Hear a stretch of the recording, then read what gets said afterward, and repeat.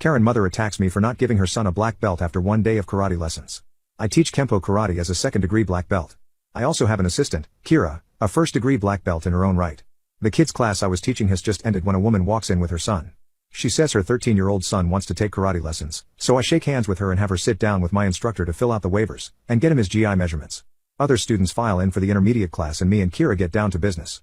I take the bulk of the class, around 15 kids, while Kira goes with the new student one-on-one to teach him basic strikes and stances. Not 5 minutes later I hear Kira upset, telling the new boy to do 10 push-ups. Why? He called Kira, who's essentially a volunteer, a effing beach. Karen, the mother, stands up and says her son can't do push-ups, as she doesn't want her son to be sore. Kira lets him do the push-ups on his knees, but not 5 minutes later she makes him do 20 more, since he's now called her a useless dimwit.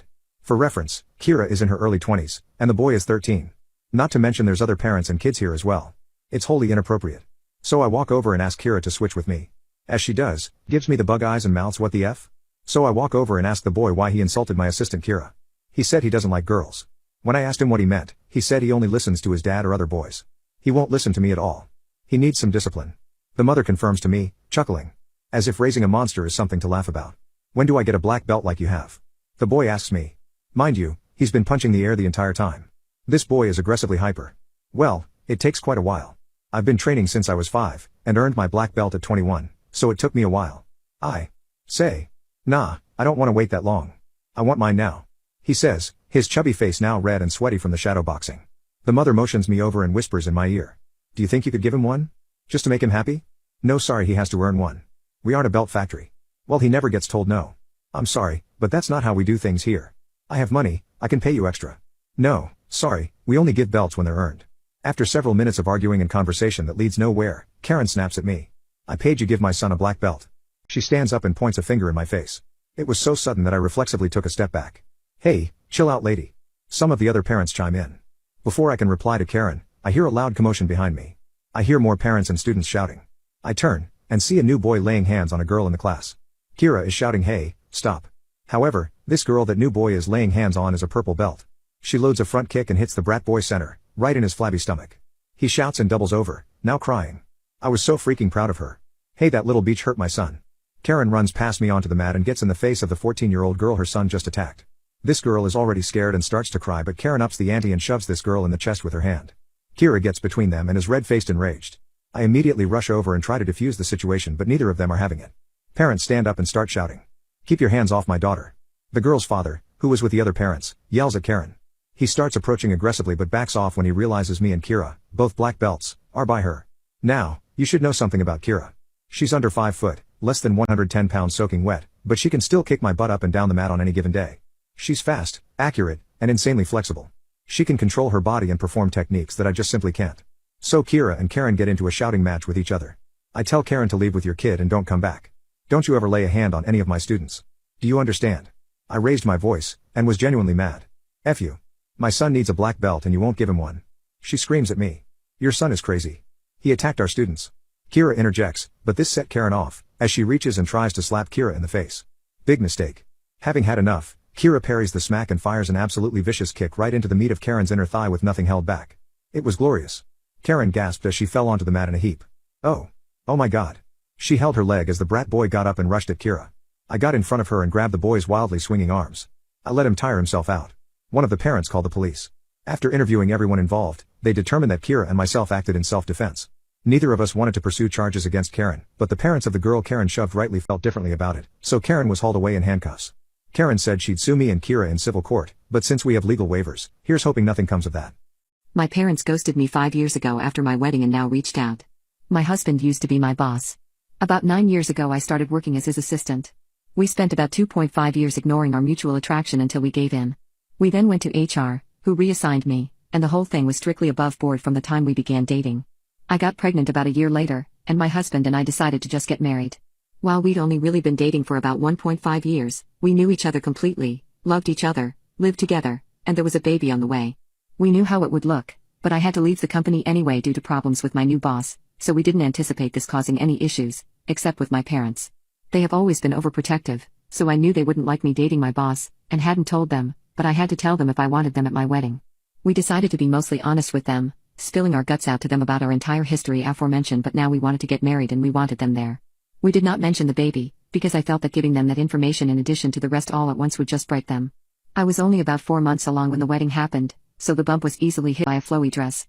The wedding itself went off without a hitch, and apart from my mother pulling me into the bathroom shortly before the ceremony to ask if I was sure about this, which I said I was, my parents seemed to take it well. The ceremony and reception were at 2 different venues, and we had to travel from one to the other, and my parents never arrived at the reception. I called them and got ignored, and then my brother called them and they told him that they were going home. The reason they gave amounted to them being tired and uncomfortable. I tried contacting them after the wedding, but found that I was blocked on everything except email, which I used to send them a long letter essentially saying that I'm an adult who made an adult choice and I hope they can respect that. 5 years later, I have not heard from my parents since my wedding. My husband and I are not big on social media in general, but I recently posted something for our 5th anniversary in which I mentioned our 2 kids and 3rd on the way. Within a month of making this post, my parents left a voicemail saying they saw the post, and, having had no idea that they had grandchildren previously, now want to meet them. I haven't responded and there have been a few follow-ups since then asking why I haven't. I don't know what to do, but my gut instinct is that 5 years is too long, and it's about the kids, not about them respecting my choices or relationship.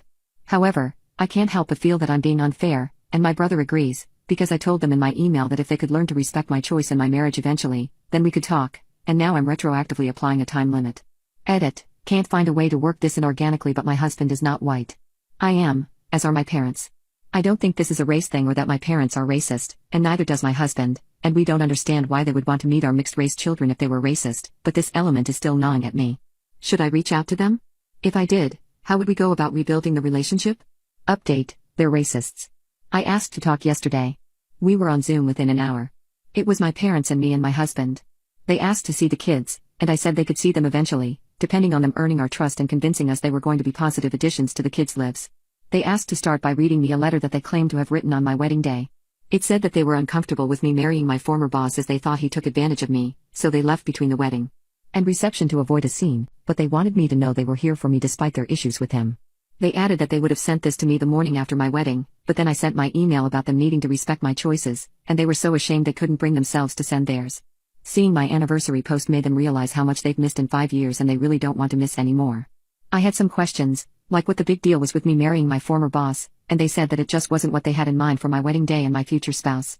I asked why they even came to the wedding at all if they didn't support the marriage, and my dad responded that he wanted to walk his daughter down the aisle as it was the only chance he'd get. The way it was phrased implied that they had intentionally only come to the wedding so he could give me away, and always planned to leave halfway, and because he said my daughter, and didn't talk to me directly, it was pretty clear he was thinking about my older sister, who passed away. My husband caught that, too, and said that if they were talking about me, they should address me directly, then added that if they had planned to leave they should have told us as we wouldn't have invited them, and the fact they waited 5 years to reach out was going to take more reasons than shame as a father, he didn't understand how they could ignore their daughter for years, only get back in touch when we have kids. My dad snapped that he wasn't going to take this from a she, a slur meaning dark-skinned. My mother immediately tried to run damage control but I ended the call. They have since messaged me several times trying to explain that calling my husband a racial slur wasn't indicative of a racist attitude, and he wouldn't have said that in front of the kids, so they should still get to meet them. I've spent 5 years wondering how they were so offended by me marrying my boss that it earned no contact for half a decade. Turns out they're just racist. It's almost nice to find out. If it was just the boss thing I would have sympathy for them and we might even be able to reconcile, but with this, it's now just a question of if I'm going to knowingly expose my mixed-race children to a couple of racists, which I am obviously not going to do. My crush posted fake text that made me look like a predator and it destroyed my life. I have become a depressed and mentally abused individual who was abandoned by all his friends and family, and it is all due to social media. In the summer of 2017, I was a normal 15-year-old kid who was tempted by the allure of Instagram. Everyone at my school was using it, including the girl that I had a crush on. My mom was old school however, and I wasn't allowed a phone before 2017. And even when I was, it was the lowest model of a smartphone that you had ever seen. My dad had passed away when I was just a baby, and she was raising me as a single mother who didn't have a lot of money. But I didn't care about that. All I saw was that I finally had a phone that could install Instagram. And so I did exactly that. I found a place in my house where my mom couldn't look over my shoulder, and made an Instagram account. I sent follow requests to all my friends and they followed me back. We used to hang out at school daily, so they were all really happy for me and congratulated me on finally getting established on social media. I made some posts, most of which were very cringe, but at the time it felt like I was the happiest kid on earth. A couple days in, I actually got a follow request from my crush. I had been desperately trying to search for her account, so this was truly a blessing. I immediately accepted it and followed back. But I was too scared to text her first because I didn't want to be labeled as a creep. Surprisingly, not only did she follow me, she also was the one who texted me first, asking how I was doing. I obviously replied in a very enthusiastic way, and we started talking. It turns out that we had a lot in common. especially our taste in music. So a few days go by and we are talking for around 2 hours daily. My mom sometimes yelled at me to get off my phone, but I wish I had listened. I hid from them the fact that I was on Instagram, and was talking to a girl. And then, a life-altering event happened that changed how I viewed the world as a whole. Summer break was getting closer and closer, and I wouldn't be able to see my crush at school anymore. So I was considering confessing to her via text and just shooting my shot. While I backed out from that decision, our conversation one day kept on going in that direction. We were talking about relationships and love when she asked me if I had a crush. Instead of answering, I asked her if she had one and she said yes. For some reason, I got really excited and just blurted out that yes, I have a crush, and that crush is you. It was all downhill from there. She didn't reply to a single text after that. I thought I had completely fumbled it, but it wasn't the end of the world, right? Well, apparently it was for her. The next day she posted some texts from my account to hers that I had never seen before. They were disgusting, vile messages that were threatening to do things to her that I had never even known existed. I knew that I had never sent those texts, and asked her why she posted a fake screenshot, but she didn't reply. Everyone who saw her story immediately believed that it was real and turned on me like I was a villain. I got texts from all my friends calling me a creep and a degenerate. I kept trying to deny the accusations, but it was of no use. There were still 2 more days left before summer break started, and they were going to be hell for me. I was avoided like a plague in my classroom, and no one wanted to even look at me, including my ex-crush. I shouted at everyone like a madman, saying it wasn't me. I never sent those texts. By that point, any feelings I had for her were long gone and I was just desperate to prove my innocence. Well, apparently, one of the girl's parents had seen what she posted and had contacted the school to report me for harassment. You would think that the school would conduct an investigation to find out the truth, but no. They immediately believed that what the girl was saying was true and she was the victim, while I was the culprit. My mom was called into the principal's office to inform them that I was being suspended, and would start class 1 week later than everyone after our summer break. To say that my mom was angry would be an understatement. As soon as we got home, she began yelling at me as if I had actually roped that girl. You are effing disappointment. I went through so much to raise you all on my own, and made sure to instill good values in you. But you proved that I am a bad mother. Now everyone will think that I am a weak woman who couldn't raise her son to be a proper gentleman. I never want to talk to you again. Once again, I screamed that it wasn't me who sent those texts, but my screams fell on deaf ears. True to her words, she didn't say a single word to me for the next month. A 15-year-old kid who had lost all his friends and was being ignored by his only family was bound to go into depression. At first, I was no different than a cringy teenager who faked depression for attention. I would avoid eating and stay in my room, refusing to come out. But instead of attention, my mother just kept on ignoring me. If I didn't come down to eat, then I could starve in my room for all she cared. Nevertheless, I would only come out for food and otherwise stay inside. The only TV in our house was in my mom's room, so I obviously couldn't watch that.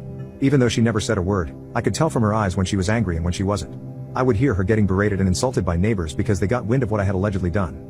Every single time that happened, she would come home and glare at me like I was the devil, but still never said anything. So I tried to find solace in social media, also known as Instagram. But that was the source of my pain in the first place.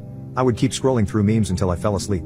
I would also sometimes get messages from people who used to be my friends, saying that they forgive me. And then they would post my replies on their story with laughing emojis. I deleted that app but soon reinstalled it because I had nothing else to do. A lot of my school friends lived near me, so I couldn't go outside out of fear. That's how my summer break went. What happened when I went back to school? No one had forgotten my actions, and everyone was still treating me like crap. Even teachers would ignore me if I tried to ask a question.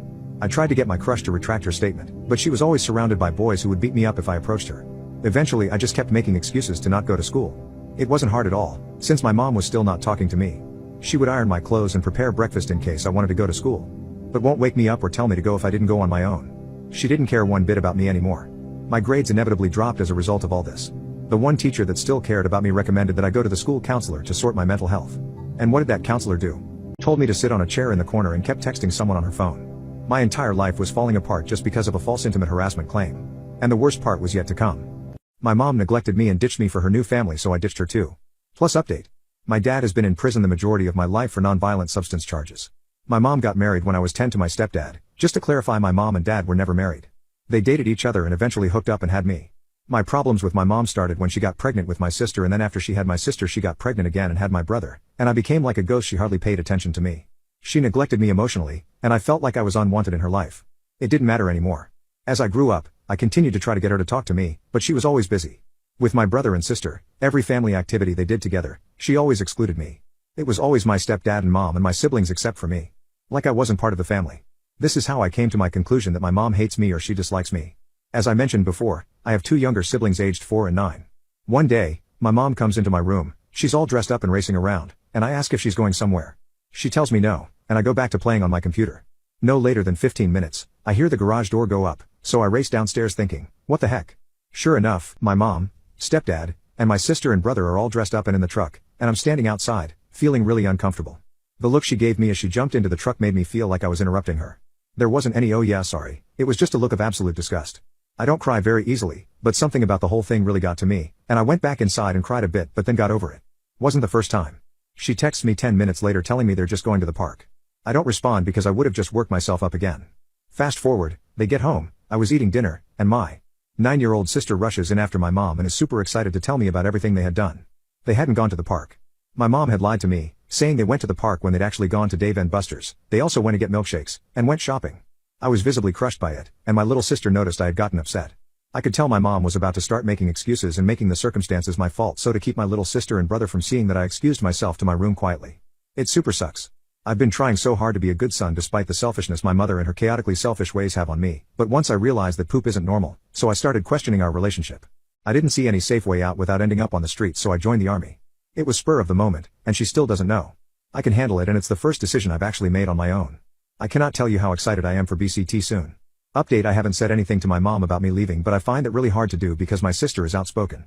Everything she hears and sees she tells, so I decided to tell my sister I'll be leaving for a job that I was offered. I am going to tell my mom the same thing if she asks. My mom didn't see me moving my stuff out, but she did notice some of my things missing and asked about them. I told her I sold some of my things to make some quick cash. I just got a little bit left to move out and I'll be done moving my things. I actually asked a friend if I could leave my stuff at her house and she said yes. Some of you are probably wondering when I'm leaving for the army. It's on the 23rd this Friday. Some of you also ask why the Army and not the Navy or Marines or Air Force. My friend who let me leave my things at her house has a grandpa who was in the Army, and he convinced me to join the Army. But if things don't work out for myself in the Army, I'm going to join the Navy or Air Force or Marines. June 20th, 2023. Today my bio dad called me and said that he got out of prison 2 weeks ago. He's living in his parents' house. My grandparents, when they passed away, they left their house to my dad. So I went to see him. We had a good conversation. He apologized for not being there for me. I told him if he's truly sorry for not being there for me, he should make up for it by being there for me now. He told me he was going to try his best to be there for me and that he got a job in construction. I told him I was going to the Army and he broke down in tears and told me he was proud of me. I couldn't help it and cried as well. It was a very emotional moment. I told him because he hasn't been there all my life, I'm not going to call him dad just because he's my bio dad. I'm going to call him by his name. If he wants me to call him dad, he has to earn it. He told me, that is fine. I plan on going back tomorrow and be there for a while with him. Of course it's going to be after he gets out of work. Edit: I am already ready to go. I am here in my biological father's house. My mom doesn't know I am leaving for the Army. The only thing she knows is that I moved out of her house and am staying with my biological father. I left a note telling her everything about how she has treated me, except for the fact that I'm going to the Army. I am going to call an Uber to take me to the station where I'm going to get picked up by a bus and then take me to the Army. I also forgave my bio dad for not being there for me, but I also told him that just because I forgave him doesn't mean I'm going to call him dad. He has to earn it. So I started calling him by his first name, Matthew. Yes, that's his real name. I could see it in his eyes when I called him by his first name that he was hurt by it, but he accepted the fact that he wasn't there for me growing up. And these are the consequences, but I also told him I'd give him an opportunity to redeem himself. Let's see if he really is sorry and regrets not being there for me. I don't know if my mom has read the letter because I'm not there to see her reaction. I did talk to my sister who's 10 years old about me moving out because I got a job. She was sad, but she said, "Are you going to come and visit us?" I told her yes when I had the time. She was 9 before, but she's now 10. This past weekend it was her birthday. My little brother is still too young to understand things, so I didn't tell him anything. He's only 4 after all.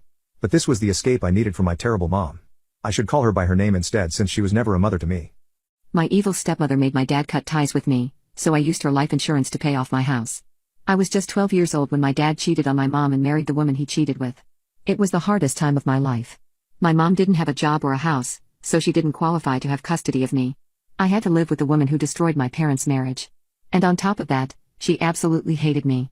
She had no tact and told my dad literally in front of me that he needs to get rid of me. She wanted to live alone in a house with just him, and I was just a nuisance. My dad refused, but sometimes I wish that he had listened to her demands, because she made my life a living hell. As soon as my dad would leave for work, she would begin tormenting me. I was made to do all the chores in the house, which included cleaning the dirty dishes and scrubbing the floor of her bedroom. And this was when I was just a small kid. When my dad would return, he would praise her for keeping the house clean and she would shamelessly take all the credit. Whenever I had a school event like a baseball game, she would make sure my dad was busy on a date with her and couldn't attend. I remember crying while watching all the other girls celebrate with their dads. I tried to talk to him about this so many times, making sure that he knew that his new wife hated me, but he didn't listen. There were days when I would stay awake at night because I could hear them arguing in the next room. And of course, they were arguing about kicking me out and sending me to my mom's. All that made me develop a psychological urge to be independent and never rely on anyone. I worked really hard in school and impressed my dad.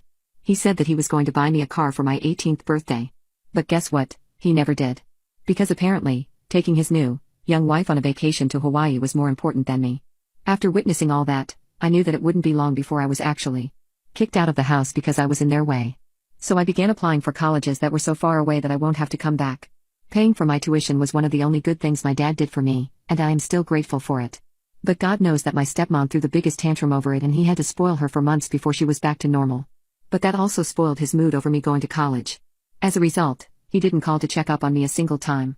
Thankfully, while I was there I found my now husband and rekindled my relationship with my real mom. When I was about to graduate, I desperately tried to contact my dad to ask him to show up. But once again, my stepmom didn't let him get away. After that, I practically gave up. Although I still loved him and knew that he didn't have any bad intentions in his heart, I was fed up with his inability to say no to her. He never showed up to my wedding, or even when my kids were born. But that was okay because I was living happily with my husband and my kids, in the new house that we had bought together. However, this year, when I turned 45, something amazing happened. My stepmom passed away from heart failure, and my dad contacted me after years of silence. He confessed that he knew he had neglected me during my childhood, and he deeply regretted missing a huge part of my life. He said he wanted to be there for me, but he wasn't strong enough. I told him that he was just making excuses for his wrongdoings, and he surprisingly agreed with me. He said he wanted me to come to visit him so he could apologize properly. I honestly didn't want to go. But my husband said that I should and he would accompany me. In his opinion, the worst thing that could happen is that I would get closure. So yes, I went to visit him. And the way he apologized shocked me to my core. He wanted to redeem himself and leave his fortune to my kids, as well as pay off the house my family was living in. I was very grateful and thanked him, but also asked him how he had that much money left over. Turns out that it was the payout he got from my stepmom's life insurance policy. When I left, I couldn't stop laughing. That woman had spent her entire life trying to get my dad to abandon me. And she even passed away thinking she had succeeded. But actually, her Diat was actually going to help me way more than she had tormented me. So, in case you're reading this from the afterlife, you should know that you failed. My dad and I are going to fix our relationship, and I am going to be happier than you ever were. My 9-year-old sister was sent to boarding school but never came back. Plus update. Up until about 7 months ago, I lived with my mom, dad, and my little sister. My sister is no longer here, she's in boarding school. We are not bad kids, we're half white, half Asian. When my grandpa got sick 4 years ago we moved here so my dad can take care of him. Me and my sister worked hard to learn the language. Despite her age, she actually caught on better than me and I was so impressed with her. The issue began with grandma. She would really look down on my sister and I love my sister and didn't like it one bit. My mom said it's cultural and I shouldn't make a fuss, but it was hard when grandma really started making it obvious. She got me clothes, games, etc. But my sis got no attention. 4 years ago, we lived with grandpa and grandma. In that time of me getting spoiled, my sister got reprimanded for everything she did. I swear, it was super unfair, you wouldn't believe. Just under a year ago grandpa passed and my parents decided we'd stay here since I already speak and read pretty fluently. Grandma spoke to everyone about how rude and unladylike my sister is and my parents went along with it when I completely think that's wrong. 7 months ago her and grandma went out and my parents said she'd be at boarding school for the summer, just the summer. After 3 months I got anxious and asked when she'd be back and my dad ended up crying at the question. I was talked to by my dad and he said she loved boarding school so much she didn't want to come back yet. Like? Is that how boarding school works? I don't think so. Maybe I've been watching too much TV or reading too much Reddit, but we're in another country and I swear what they were doing was emotional abuse. Still, it got worse. After 5 months, I still hadn't gotten any contact, no message, no letters, nothing, and that's when my dad started making her room into his office space. We actually got into a big fight over it and I ended up with more chores, but he never answered why he was doing it if she'd be back soon. It's now been 7 months since that car trip that took my sister away and the final nail in the coffin hit. I was looking through the attic for my mom and found a box with some of her old stuff, including her phone. Why wouldn't she have her phone? I really just want to know if there's anything I can do. No one will tell me which boarding school she's at. I'm told not to worry about it because I'm a child. I know I'm too young to do much, but if there's anything I can do, please help. When I think about it I can't stop remembering the way my mom cried that day. It makes me shiver. I've been imagining the worst and I'd hate it if it ended up being something horrible I imagined. Update: I was able to get in touch with a few different sources, the least favorite of which was a phone call towards those that help find trafficked children. I knew my family would be investigated and actually went to meet up with another family at that time. So basically, a Redditor close to my age met with me and she had already shown my story to her family. They ended up letting me stay with them for a bit and made the proper calls to make sure it wasn't illegal. I actually even specified that I wasn't running from home, and I'd come back after the investigation. It didn't sit so well with authorities and I was actually forced to go back home, but it only got stranger from there. I went back home to a completely empty house. Even grandma was gone, so I was allowed to stay with the other family for the time being. They were extremely kind. For a week I didn't get any news and, bless her mother's heart, but I was told I had a home here no matter the results. So, a few days after a week had passed, I got a call and it turns out they found my sister. My family had been taken in for questioning and were placed in holding for quite a while. I'm not sure why they didn't tell me this immediately though. Don't actually know the full story, but my sister was living close to 700 kilometers away. Nearly a whole day's drive. It wasn't summer school, or boarding school, or anything like that. My dad sold her to get married. At 9. She was effing 9 years old and he sold her to some effing stranger. My mom was off the hook because I still needed a parent and she wasn't in on it until it was a decent way in. My dad and grandma have been arrested though and I'm back living with my mom and sister now. I'm still in contact with the Redditor that let me stay with her and I'll forever be grateful. I have no idea what would have happened if I was around when authorities came knocking. She's my angel. On a more depressing note, my sister doesn't speak much, but she seemed to cheer up after I let her read my post.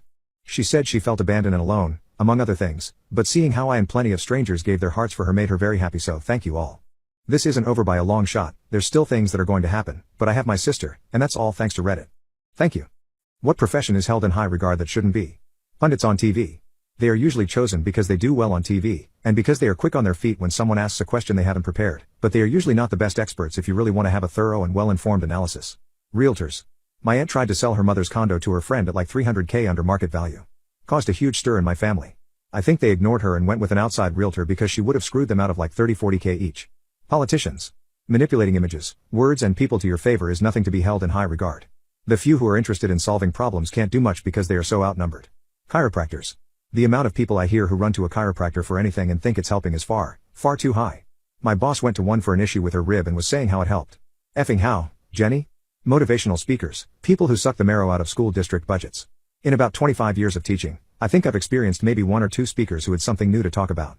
Most motivational speakers come up with nothing novel or unique, and yet they get paid big. I don't get it. I'm not sure if even calling it a profession is giving it too much credit, but, influencers. The absolute effing nadir was when I learned about XQC this year. A guy who doesn't even make his own videos watching work other people produced, adding no contribution of value while watching and earning a metric F-ton of money because his viewer count is so high that he'd probably still earn a living wage if he just left the camera to his empty room running. People were talking about the apocalyptic vision of late-stage capitalism for years. If anything could convince me the model is fundamentally broken, it's people like him becoming stinking rich while people working jobs of real value to society must work second and third jobs just to put food on the table. Arrogant store lady thinks I am a homeless person and deeply regrets it. I am not a wealthy person by any means, but I have certainly made a decent fortune for myself. And while I tend to wear casual clothes, I do have to buy designer clothes for some occasions. That only happens once a while and I don't dress up formally when going to a clothing store. Recently, I needed to buy a new suit for my brother's wedding. So I put on a comfortable hoodie and some boxer shorts, and drove to a new store that I hadn't been to before. Now, while I don't dress up formally, that doesn't mean that I'm okay with people making fun of my appearance. As I walked into the store, I spotted a lady wearing the worker's uniform and went up to her. I asked her to show me some suits that were appropriate for a wedding. But her response shocked me to my core. She told me that they don't sell cheap clothes that homeless people can buy, and that I should probably go somewhere else. I thought it was a joke at first, and asked again. All I wanted was to buy some suits. But once again, her response was basically telling me to F off. Listen here, we store employees have to survive on commission from the sales that we help make. You clearly can't afford anything that I can sell you, so stop wasting my time. I have to spend my valuable time carefully and on people who make enough money to buy what they want. Not people like you who just go into store, look at expensive clothing, ruin them with your dirty hands and leave without buying anything. I stood there in absolute shock as she began attending to another guy who had just entered wearing a suit. She had just assumed who I was based on the nature of my clothing, which wasn't even in tatters by the way. I got the urge to take revenge on her by complaining to her manager and getting her fired. And I was about to do just that, but then I got a better idea. She had mentioned that the workers in this store got paid based on commission, so I decided to make her jealous. I found another worker, this time a young guy who looked like he had just started. He became really flustered when I said I wanted him to attend to me. He even asked if I was okay not going to some of the experienced workers. When I heard that, I knew that I had found the right person. I insisted that I didn't mind if he had experience or not, and just wanted to buy some suits. But this time, I also told him that I only wanted to look at fabrics, and wanted the suits to be tailored by the tailor that they employed. He began showing me around and I selected 7 different colors to be shortlisted. When he asked which one I wanted to buy, I proudly announced, "Oh, I actually want to buy all 7 of them." I said it loud enough that the lady from earlier heard it. I could see her going completely red and fuming with anger. The young man who treated me with respect took me to the checkout and began taking my measurements. I intended to just buy ready-made suits, but I knew that the tailored suits would be more expensive. The manager came out to do a round and saw me standing with 7 different fabrics. He greeted me and thanked me for buying a lot of items, and assured me that they would tailor my suits to perfection. He asked if I was satisfied, and I replied a big fat no. The color of his face paled as I began to explain what happened when I first entered the store. He quickly began apologizing, fearing that I would cancel my order. But I assured him that the young man had treated me with respect and changed my opinion about the store. The manager told me that he would make sure to fire that lady employee, and told me my total for the suits. It was more than $10,000 and definitely more than I had planned on spending, but I didn't care. I asked him how much commission the young male employee would be getting. And then, I looked back straight into the eyes of that arrogant lady and announced in my loudest voice, "I'm matching that amount as a tip for him."